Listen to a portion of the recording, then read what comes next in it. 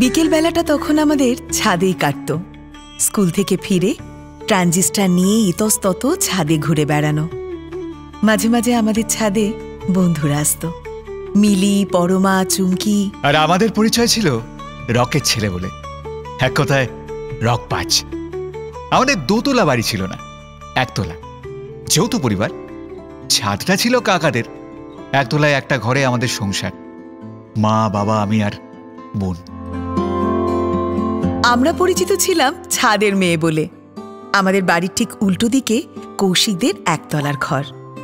ওর বাবা ইলেকট্রিক মিস্ত্রি ছিল, তাই আমাদের পাড়ায় কৌশিকের বাবার জন্য কোনোদিন আলো নেভেনি। পারিবারিক ভাগ বাটোয়ারার সময় কাকারা পেয়েছিল ছাদ, আর আমার বাবার ভাগ্যে জুটেছিল রক। কাকারা সরকারি কর্মচারী, সে তুলনায় আমার বাবা ইলেকট্রিকের মিস্ত্রি বলে গলায় জোর তেমন জোরালো করতে পারেনি। আমাদের বাড়ির তিনতলার ছাদে উঠে বিকেল বেলায় কৌশিকদের বাড়িটা ওপর থেকে পুরোটা দেখতে পেতাম, অ্যাসবেস্টাসের। তার উপরে একটা অ্যান্টেনা, আর চালের ওপর ইলেকট্রিকের গোছা করা বাতিল তার।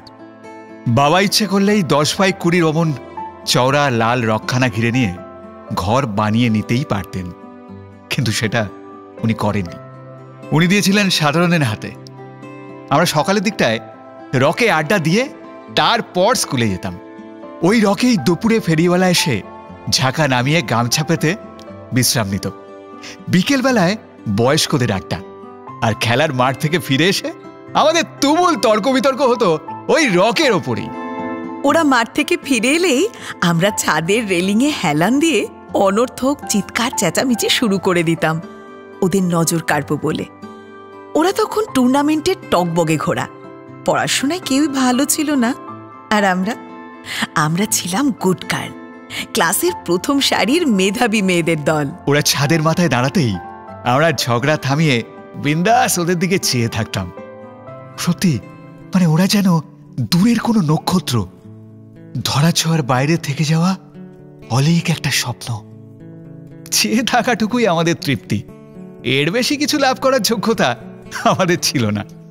আমার তো নয়, কারণ আমি পড়াশোনায় খারাপ, কিন্তু ছবি আঁকতে ভীষণ ভালো লাগতো। ওই দিয়েই সময় কেটে যেত। উল্টো দিকের দোতলা বাড়ির মেয়েটার নাম ছিল পৌলমী। আমি ক্লাস 10, ও তখন 8-এ।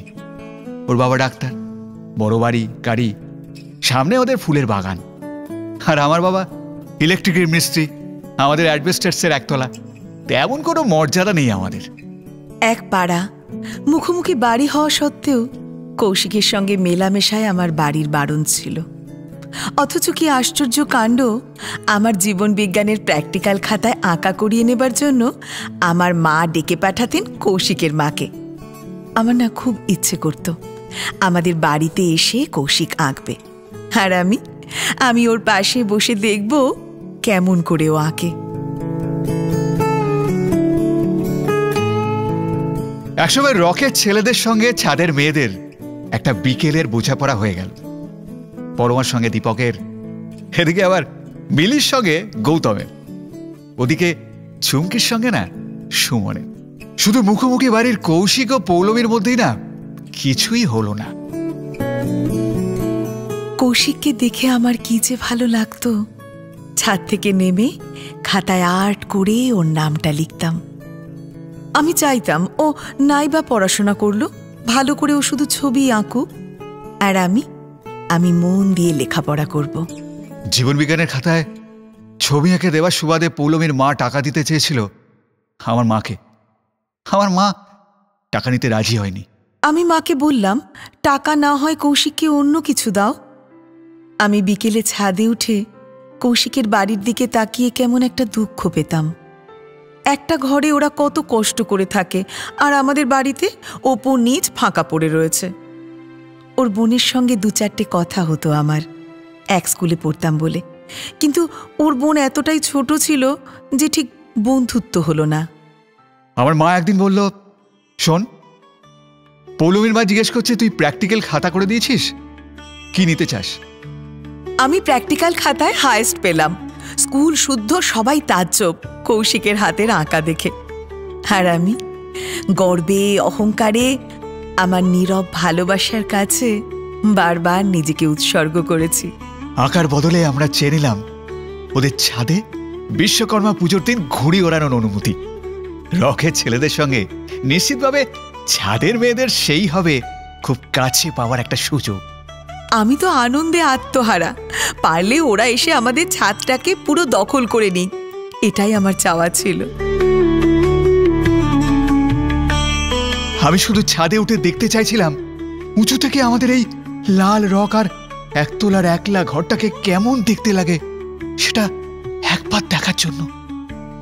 মনে মনে ভাবছি কৌশিক যেদিন আসবে আমার ঘরে ওকে নিয়ে আসব।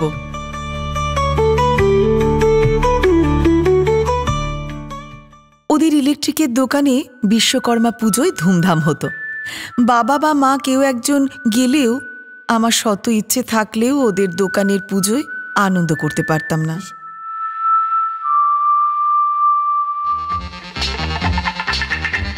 বিশ্বকর্মা পুজোর দিন আমরা দল বেঁধে উঠে পড়লাম পৌলমীদের ছাদে। সে এক নতুন আনন্দ। আমি ওদের ছাদ থেকে চেয়ে দেখছি পুরনো দেওয়াল আর রকে আমাদের ছোট্ট বাড়িটার দিকে।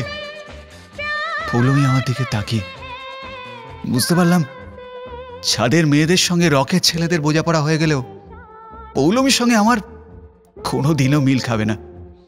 ওরা দূরত্ব বাঁচিয়ে চলে আর আমরা নেহাতি ওদের কাছে তুচ্ছ, ফালতু। আচ্ছা, আমাদের ছাদের বদলে তোমাদের রকটা দেবে? রক? ওটা তো ফেলে রাখা জিনিস, ওর আর কি দাম বলো? তোমাদের ওই লাল রকটা আমার ভীষণ ভালো লাগে। ওই রকটায় কত মানুষ আসে, বিশ্রাম নেয়, আড্ডা দেয়। পৌলমীকে পড়ি মনে হচ্ছিল। ও তখন 11-এ আর আমি গ্র্যাজুয়েশনের পাঠ চুকিয়ে দিয়ে প্যান্ডেল সাজিয়ে বেড়াই। বাবার ইলেকট্রিকের কাজে আমার মন লাগলো না। কৌশিক, তোমাদের রকটা দেবে? পারলে আমার সবটাই তো তোমায় দিতে পারি পৌলমী। কথাটা মনে এলেও বলতে পারলাম না। ঘুড়ি উড়িয়ে ধুমধাম করে নেমে আসার সময় আমার খুব খারাপ লাগছিল।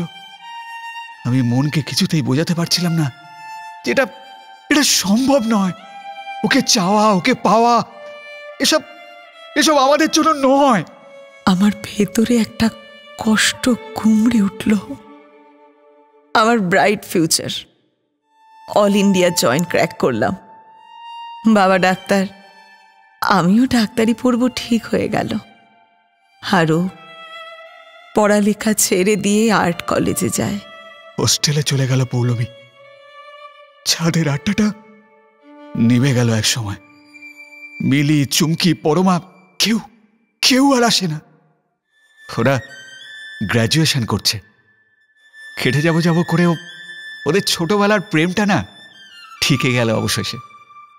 শুধু পৌলমী আর আমার মধ্যেই কিছুই রইল না। আমি ভাবলাম কোন কালেও আমার ছিল, যে রইল না ভেবে আমি এত কষ্ট পাবো। হস্টেল থেকে ভেবেছিলাম ওকে চিঠি লিখব, কিন্তু ওদের বাড়ির নির্দিষ্ট কোনো অ্যাড্রেস ছিল না। কাকা জ্যাঠারা মিলে বড় পরিবার, কার চিঠি কোথায় গিয়ে পড়বে সেই ভয়ে থেমে গেল সবকিছু। মাঝে মাঝে ছুটি কাটাতে বাড়ি এলে ওরা ফ্যামিলি ট্যুরে চলে যায় ইচ্ছে করেই, যাতে আমার সঙ্গে পৌলমীর দেখা না হয়। আমার সমস্ত স্বপ্ন রকেই থেকে গেল। জীবনে প্রথম ভালোবাসা না পাওয়ার বেদনায় ভালোবেসে ফেললাম ক্যানভাসকে। রং আর রেখা দিয়ে এই জগৎ সংসারে নিজের অটোগ্রাফ তৈরি করতে না পারলে সফল হয়েছি এটা মনে হবে না। না দেখা, না পাওয়া, কথা হলো না বলেই কত দূরত্ব বেড়ে গেল কৌশিকের সঙ্গে। হস্টেল থেকে বাড়ি ফিরে মাকে কৌশিকের কথা জিজ্ঞেস করলে জানতে পারতাম ও নাকি পুজোয় প্যান্ডেল করে, প্র্যাকটিক্যালের খাতা করে আর সন্ধ্যাবেলায় মদ খায়। আমার স্বপ্নে তখন লিওনার্দো দা ভিঞ্চি, রাফেল, মাইকেল অ্যাঞ্জেলোর ভাঙচুর। আমার স্বপ্নে তখন প্যারিস, ভ্যান গগ, পল গগা। আমার স্বপ্নে তখন ইন্ডিয়ান আর্ট মুভমেন্টের সঙ্গে নিজস্ব স্টাইলের সিনথেসিস, পিকাসো। একদিন দেখলাম ওদের লাল রকের নিস্তব্ধতা। কয়েক বছরেই পাড়াটা কেমন পাল্টে গেল। যে যার বাড়ি বিক্রি করে ফ্ল্যাট তুলে পয়সা নিয়ে বড়লোক হয়ে যাচ্ছে। আমাদের এত কষ্ট, তবু কিছুতেই ফ্ল্যাট হতে দিতে চাইলাম না। শুধুমাত্র পৌলমী হোস্টেল থেকে ফিরে এসে ওর ওই প্রিয় আমাদের লাল রকটা দেখবে বলে। একদিন মাকে তো আমি বলেই ফেললাম পৌলমীর কথা, আর সেদিন মাকে জড়িয়ে ধরে খুব কেঁদেছিলাম আমি। পৌলমীকে এ জীবনে আমার আর পাওয়া হলো না বলে। মা বলেছিল, তুই আর্টিস্ট, তোর বাবার জন্য এ পাড়ায় অকারণে কোনোদিন আলো নেবেনি, আর তোর জন্যই একদিন আমাদের পাড়াটাকে সবাই চিনবে। তোকে ঈশ্বর রং তুলি দিয়ে পাঠিয়েছে। সত্যিকারের ভালোবাসা বিফলে যায় না। একদিন তুই পৌলমীকে পাবি।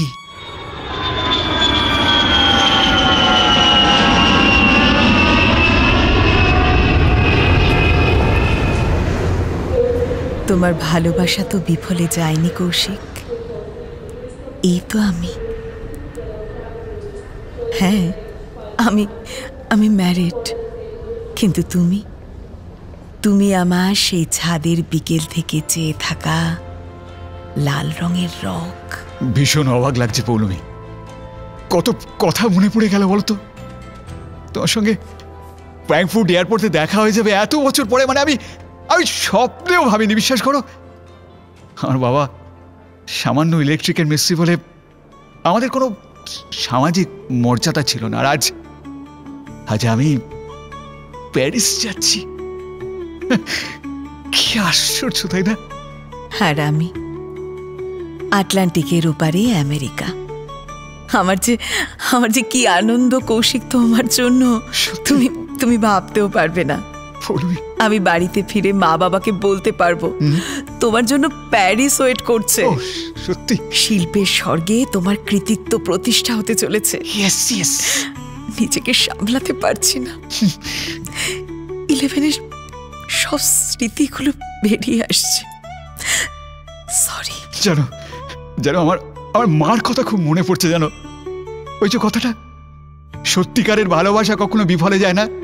মুখোমুখি বাড়ি, অথচ কোনোদিন দুজনে দাঁড়িয়ে কথা বলতে পারিনি। হ্যাঁ, তুই ভাবো।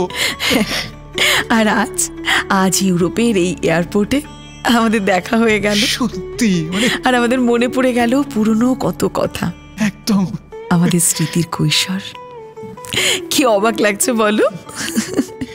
সত্যি এমনও হয় না? এটা কি স্বপ্ন বলো তো? সত্যি আমার না চিমটি কেটে দেখতে ইচ্ছে করছে। বলছি, আরেকটা এক্সপ্রেসো নেবে? না, ব্ল্যাক কফি। ও কি যেন বলছিলে তুমি?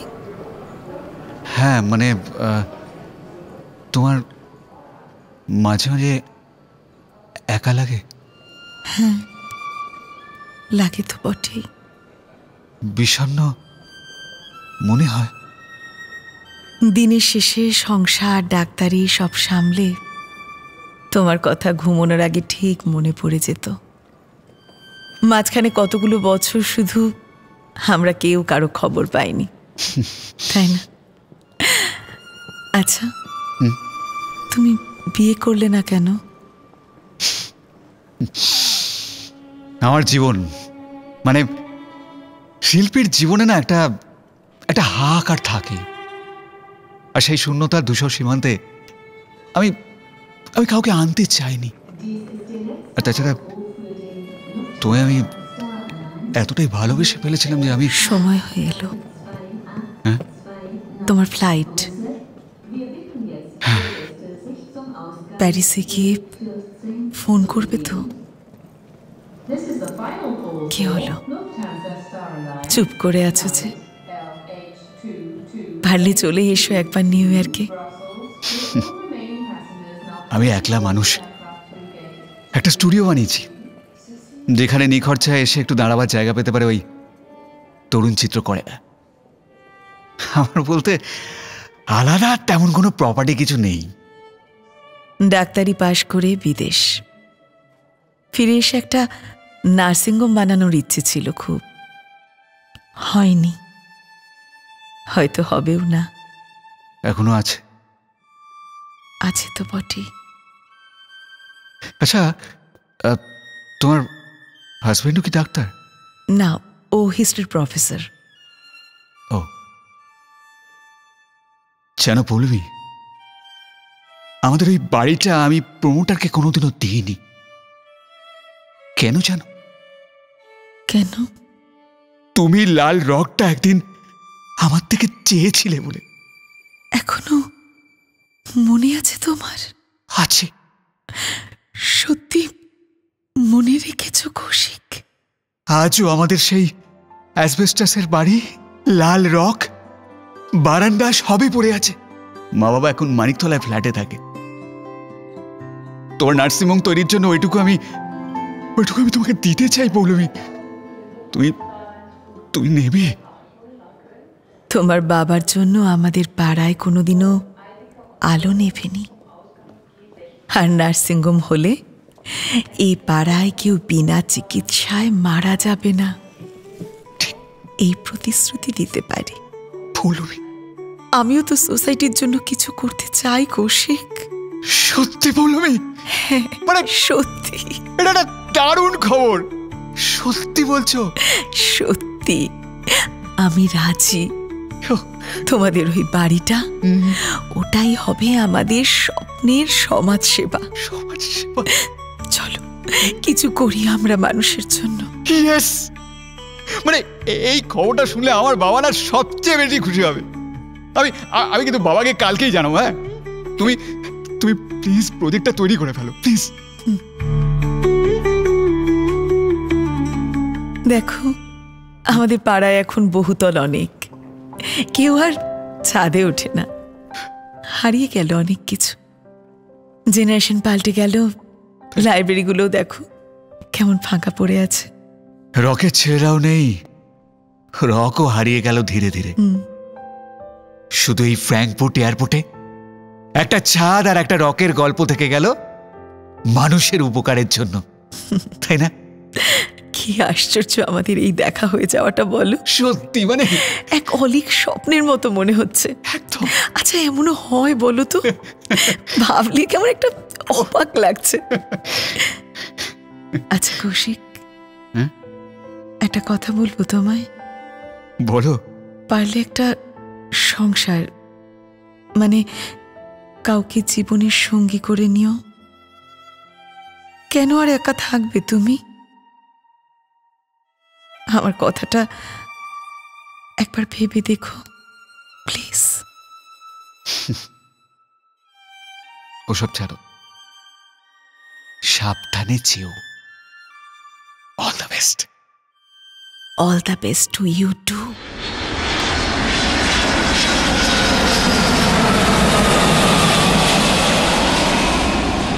মেঘের উড়ানে আটলান্টিক পেরিয়ে যাচ্ছে আমার বিমান।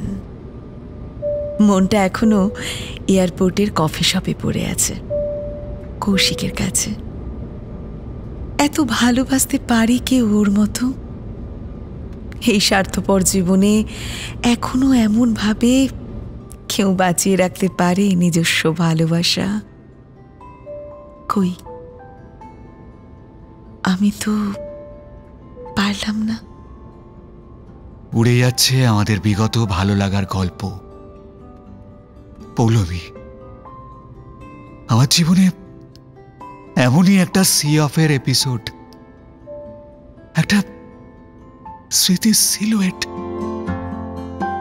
এই আমাদের পুরনো কলকাতার ছাদ ও রকের গল্প, অসমাপ্ত, প্রাপ্তিহীন, অপরাজেয় ভালোবাসার কাহিনী। এমনই কত রক আর ছাদের ভালোবাসায় মিলে যাচ্ছে দূরের মেঘ। দেশে ফিরে আমরা দুজনে এই না পাওয়াকে মিলিয়ে দেব পৌলমীর নার্সিংহোমে। আপনারাও দেখুন না, অসমাপ্ত ও অপ্রাপ্তিকে মানুষের মধ্যে মিলিয়ে দিয়ে নিজের শান্তি খুঁজে নিতে পারেন কিনা। তোমার স্বপ্নে পুড়ে যায় এমন সাধে